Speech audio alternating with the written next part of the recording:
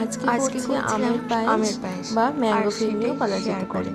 তো প্রথমে গোবিন্দভোগ চালটা যেরকমভাবে আমরা পায়েস করি সেইভাবে ভালো করে ফুটিয়ে সিদ্ধ করে নিয়েছি। আর এদিকে আমের পাল্প আর বেশ কিছুটা চিনি দিয়ে আমি এখানে ফুটিয়ে নিচ্ছি, যাতে দুধের মধ্যে দিলে সরাসরি আমটা যদি দেওয়া হয় তাহলে দুধ থেকে কেটে যেতে পারে, সেই জন্য কেটে না যায়।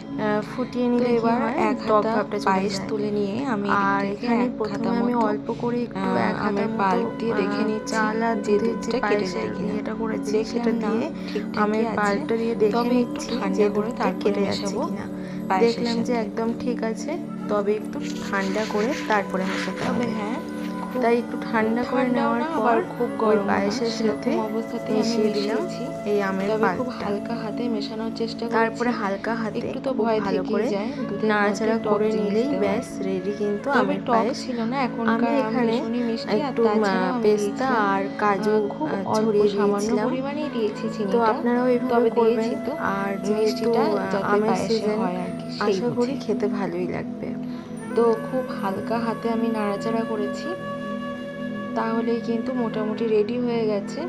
আর অবশ্যই এই পায়েসটা একদম এমনিতেও পায়েস ঠান্ডা খেতেই ভালো লাগে গরমের থেকে, আর এটা তো বিশেষ করে জমে গেলে খেতে আরও টেস্টি হবে। তো সেই জন্য মোটামুটি 2 থেকে 3 ঘন্টা মতো ফ্রিজে রেখে একদম ঠান্ডা করে তারপরে এর ওপরে আমি দিয়ে দিয়েছিলাম কিছুটা পরিমাণ কাজু কুচি আর পেস্তা কুচি। একটু আমসত্ত্বও দেওয়া যেতে পারে বা ম্যাঙ্গো জেলি দিলেও হয় ওপরে গার্নিশ করার জন্য। বেশ ভালো হয়েছিল খেতে, অবশ্যই আপনারা ট্রাই করবেন।